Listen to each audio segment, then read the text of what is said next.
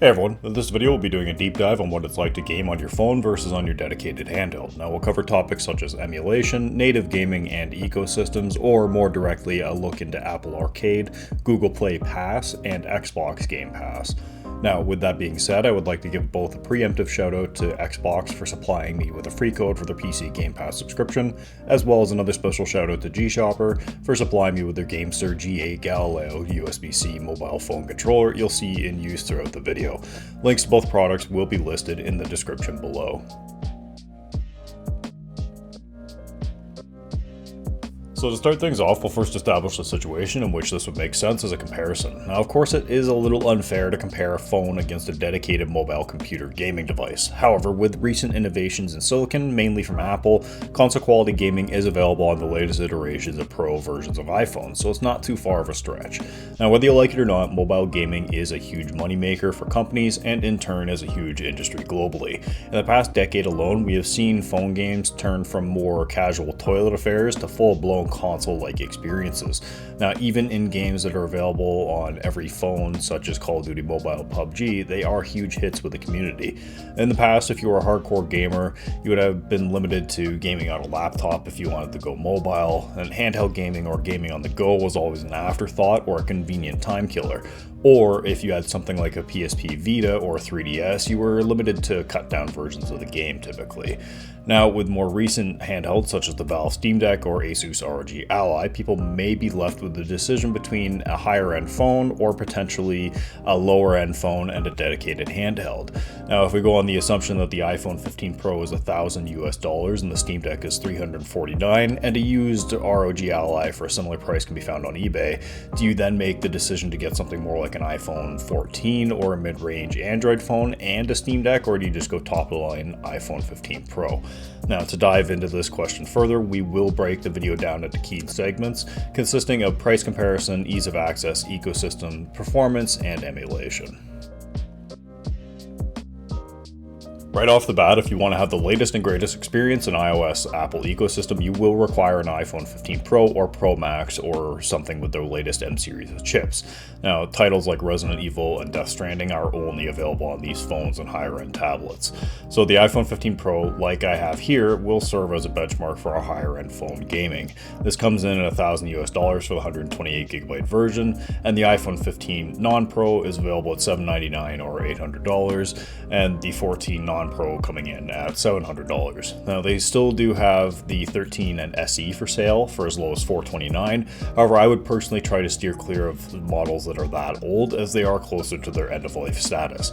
But on the flip side, the A15 chip that is inside the iPhone SE and 13 is the same chip that is inside the Apple TV 3rd Gen. So if you're that deep into the Apple ecosystem, you know what type of performance you will be getting across devices. Now, assuming you are someone who wants something semi-modern for a phone, using the iPhone 15 non-Pro at $799 and a 74GB model Steam Deck, that puts us at a total of $1,148 pre-tax.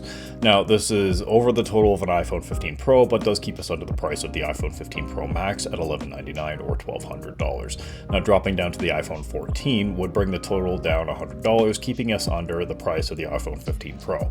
However, if you are a savvy shopper, you could get a Steam Deck, ROG Ally, or even a Lenovo Legion Go for much less than MSRP. I personally would not suggest buying used iPhones or more recent used iPhones just due to the amount of scams out there. However, you could find some potential savings there as well.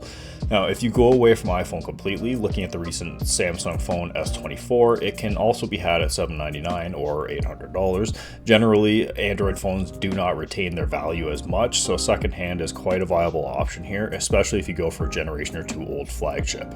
As long as you have a phone made within the past 3 years that was or is considered a flagship, you shouldn't have any problems for mobile gaming, especially emulation. You will be able to play up to GameCube with that. Now, for my personal recommendation, if you are in the $800 range for a phone, go Android if you value emulation. Even though the iPhone famously received emulation support not too long ago thanks to the EU, I can tell you that it's not all sunshine and roses, namely the amount of consoles that can be emulated. A big miss here is the lack of GameCube support via Dolphin. This will likely never come natively to the App Store due to the developers using JIT or just-in-time compilers. Now, this is something Apple does not allow apparently with their app ecosystem. You can access the app via Alt Store, but it is a bit of a process. On Android, the app is right there on the store, as well well as different variations found through APK files. So that is a big plus there. Now, for these two topics, I thought it would be best to lump them into the same category. Ease of access can mean many different things to many different people, and some find the Steam Deck to be intimidating to use while others swear by its console-like experience. Some people may be more comfortable with a Windows-based handheld because it's all they've ever known and are used to. We'll try to tackle all of this here. Obviously, for the Steam Deck, the Steam Store is its main ecosystem. You can navigate out of there, but there isn't really much reason to full-time. Therefore, you are effectively locked within the Valve ecosystem. This can be for better or for worse. Now, if you use services such as PC GamePass, you will not be able to play this on Steam Deck unless you do streaming. Now, moving to Windows handhelds, the two main players in the space are obviously Lenovo Legion Go and the ASUS ROG Ally. Now, Windows itself is the kind of main ecosystem here with its benefits and regrets. You do have the benefit of being able to access previously mentioned Game Pass and other stores such as Epic Game Store. However, you can access these on the Steam Deck as well, just with some extra steps involved. Now, and finally, the iPhone has the App Store and the iOS ecosystem, and Android with its Google Play Store. Now, the iPhone does have an available subscription called Apple Arcade. I do have a trial subscription to it, and while there are some pretty cool games available on there, I can only imagine it would be better to experience them elsewhere. Capcom have made a game specifically for Apple Arcade and Nintendo Switch, which to its credit looked really good and had a claimed 9-hour plus story. However, this game is no longer available on the App Store or through Apple Arcade. I'm sure this is not the only casualty to suffer a permanent delete from the Apple Arcade Store. Now, to make things even worse, because these games were only ever available on the Apple Arcade Store and not through the regular App Store, there are no pirated or kind of jailbroken versions out there that you can find. Now, the suite of Capcom games are thankfully not full price here, the Resident Evil games and stuff like that, but Resident Evil 4 does actually cost $7.99 Canadian, so that is still full price for that one at least, but the later release titles are not. So it is a tall ask for an app that could take up half of the base of your storage, and especially since these titles can regularly be had for much less on PC if you're not tied into that Apple iOS ecosystem. Now, much of the same can be said for Google Play Pass on Android. However, this service also includes premium versions of certain applications as well as games. So if you do have apps you use often and they happen to be on there, you could get some extra mileage from that. Where Android does shine is its complete openness about it, and you can load pretty much anything and everything on it. Now, even going as far as emulating Windows on Android with WinLater. As mentioned earlier, you will be able to play GameCube games here as well. So moving to the Windows ecosystem, the sky truly is the limit here. You have access to anything and everything ranging from new to decades old. Now, you have more purchasing options for titles such as key resellers or even just competing stores. And as the meme goes, one of the best deals in gaming right now is Xbox Game Pass and by extension PC Game Pass. All the games you see here on screen are currently available on PC Game Pass for no extra cost. Keep in mind though, this service has risen recently and in the past, so the biggest shakeup recently this time around is that first-party releases will not be coming to the base subscription, just the Ultimate PC version. The cost of service is surely set to rise again in the future, but enjoy it while it lasts.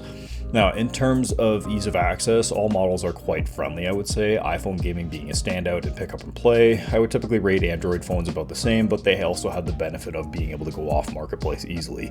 So there can be some potential for learning curves here and there if you are trying to get into certain bespoke emulation. Windows, whether you love it or hate it, is not a good operating system for a handheld device, and they have been making progress with their compact modes. However, at its core, it's a Windows PC.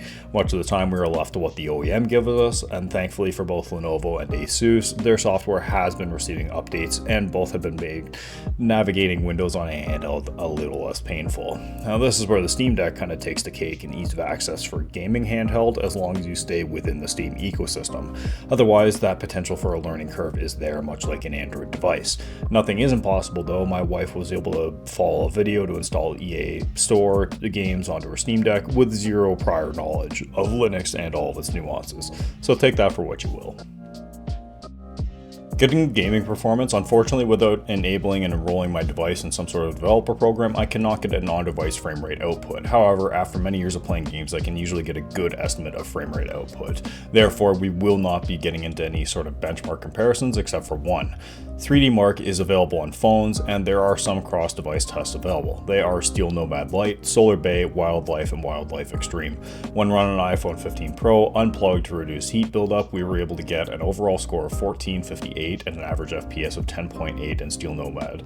Now in Solar Bay, we were able to achieve a 5891 and an average frame rate of 22.4. Finally, moving to Wildlife Extreme, this test renders a 4K image, yet even with this mammoth demand, we got an overall score of 3130 and an average FPS of 18.7. Now the 1440p non-extreme version of Wildlife, we straight up got a maxed out message and a steady 59.9 FPS, so this test will likely be irrelevant. Now the only device I will be comparing this to will be the ROG Ally at 15 watt, as this is where we will see the closest comparisons. At the very least, it should be cool to see. The iPhone 15 Pro has a TDP reportedly around 14 watts. Now, knowing all of this, the Ally was able to score 1684 with an average FPS of 12.48 in the Steel Nomad test. Now moving to Solar Bay, let it be noted that this is a ray tracing test and it states on the iPhone version that it utilizes Apple's Metal FX tech. So this is their version of like DLSS FSR. With that being said, it should still serve to be a relatively useful comparison as they are both meant to focus on mobile tech. Now this test scored an 8191 and an FPS average of 31.14, and while not a doubling amount or anything crazy, this is a sizable difference. Moving to the very demanding Wildlife Extreme, the Ally scored a 3819 and a 22.87 average. Now, surprisingly, we are not too far off from the iPhone in this test, and with it closing the performance delta versus the Solar Bay test as well. Finally, in the non-extreme version, we were graced with an unlocked frame rate and we got an actual score given of 12,310 and an average FPS of 73. I'm sure the iOS version, if allowed to be unlocked, we'd see similar scores on that. Now, shifting gears to actual games that can be brought on both devices, we take a look at Resident Evil 4, Resident Evil 7, and Resident Evil Village, as well as Alien Isolation.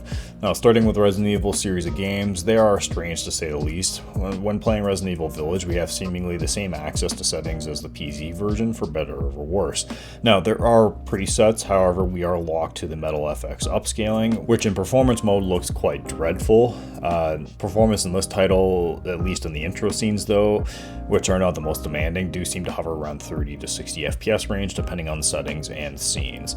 Interior scenes yield better results here. Now getting to Resident Evil 4, which to my knowledge was out the same day or at least around the same time as Village, this offers absolutely no graphics options, no preset modes or anything, which likely would not have really helped here. This is again using Metal FX upscaling, and from the look of Leon's hair it seems to be in performance mode. Other than that, the texture quality does actually hold up pretty well and doesn't seem to be cranked to the lowest settings. Thankfully, we get a taste of the most demanding scene in the game in the intro space. Having benchmarked this extensively on the Steam Deck in the past, I know from the experience that this is where the biggest drops will be had. The iPhone 15 Pro does struggle a bit here, and I can feel and see that the frame rate drops below 30 here and there, and stutters are had. It didn't really have an extreme impact on my ability to play the game. I was able to parry attacks and get knee shots. The biggest detriment to my gameplay was the fact that it was just 30 FPS and the delays had with that. Don't get me wrong, I could absolutely play the game all the way through on the iPhone, however, it just would not be my preferred way to play. Now, closing things off with Resident Evil 4, which is the oldest game in the library, available on iOS, and it also happens to be the most recently released app. With this game, we are able to pick resolution and preset graphic settings. Though there's no fine-tuning like found in Village, this is likely the best route to go for ease of access and broad accessibility with clear, easy-to-understand settings. This game, however, does seem to have moments of high frame rates, especially when the resolution is set low. However, if you set the higher graphical quality and resolution, it can chug at times. As with the same with other titles, interior sections offer the best performance. Thankfully, most of this game is indoors. Obviously, the handhelds perform better here, however in the low wattage scenarios, things can be quite comparable at times. Without knowing the exact settings, we cannot draw a one-to-one comparison except for in Resident Evil Village. Another game that we can play is Alien Isolation, and thankfully this title is available to a broader range of devices, which is quite impressive given the time that the game came out and the phones it came out for.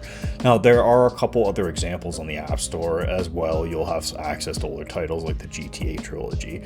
However, at the end of the day, you are at the mercy of the App Store and the developers actually wanting to port their games to it.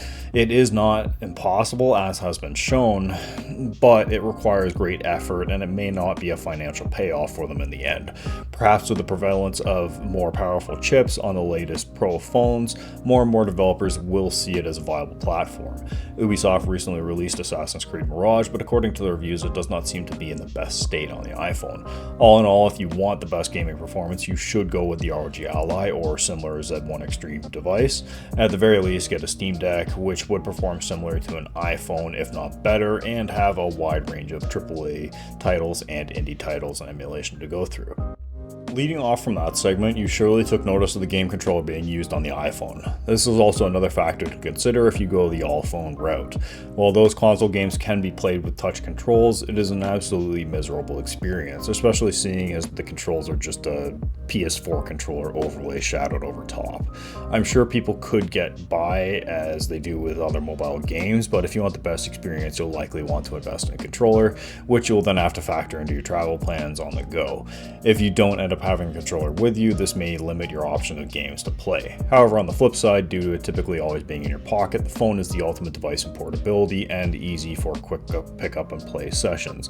If you're waiting for your name to be called at the auto shop or something, you can quickly throw your phone back in your pocket mid-game. While the Steam Deck does have instant resume, you would also have to factor in that you can't just put your Steam Deck in your pocket, you would need additional means to carry it. This is where the obvious draw of having a mid-range phone and a handheld would be the best of both worlds, utilizing each in their prime scenarios. To round the video off, we'll talk on the topic of emulation. Now, with this being my bread and butter, I can safely speak on the topic and the level of expected performance. As mentioned previously, nearly any recently released flagship phone from the past 4 years with the flagship SoC should be able to handle up to GameCube emulation without issue. PS2 emulation can also be had. If you're absolutely dead set on having an iPhone though, unfortunately the most demanding retro console you can emulate up to is N64, with PSP emulation being available as well. Anything beyond that will not be coming natively to the iPhone, more than likely. Now, Steam Deck and Windows-based handhelds take the lead here clearly, as they can emulate up to the Nintendo Switch and even recently the PS4. If emulation is something you plan on doing seriously, a handheld is recommended, if not at the very least an Android phone over an iPhone for access to a much larger library of retro titles. No matter the route you choose, you still will have to acquire your own ROMs and BIOS files and provide them as necessary. Thankfully, it is a relatively painless process on each platform. Even the iPhone allows for easy transfer from home NAS systems, and RetroArch follows the same naming and folder scheme as well. If you utilize something like EmuDeck on the Steam Deck or the Legion Go or Ally, the setup process is almost foolproof, and it even allows for setup of filters easily. Same goes here for the recommendation of a game controller, where you can play simpler games with touch controls, whether it be Pokemon, Final Fantasy, or something similar. You'll never be able to be as proficient at Mario as you will with a physical controller, especially getting into more 3D titles.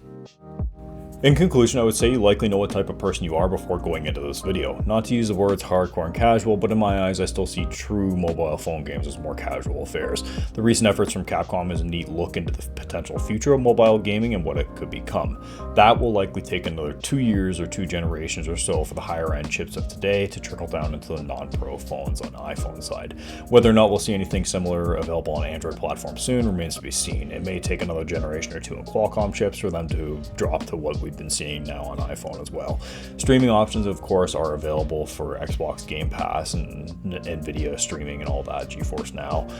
However, not everyone has consistent, steady access to internet while on the go, especially when using their phone as a hotspot or just natively playing it on there.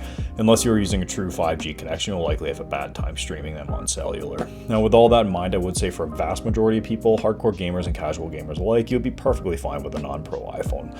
Some of the bespoke games available are cool, but definitely not the best way to play these, whether or not you want to have a dedicated gaming handheld. Now, if you want to play any and every game you can at home on console or PC, the gaming handheld is the way to go with a mid-range phone. This will allow for the best emulation and gaming experiences at home and well on the go, while still having a hyper-portable option of playing quicker games on your phone when whipping out a Steam Deck may or may not be appropriate. Of course, there are other options such as the GPD Win Mini, such as shown here. However, this device is equal to or higher than the price of an iPhone 15 15, not Pro, and would completely blow the budget out of whack. No matter which route you choose, now seems like a greater time than ever to get into serious mobile gaming, and that is thanks in part to services such as PC GamePass. Again, huge shout out to them for the free code for review and demonstration, as well as using the accessories such as the GameSir controller. Now, if you have any questions or comments, please feel free to leave them below.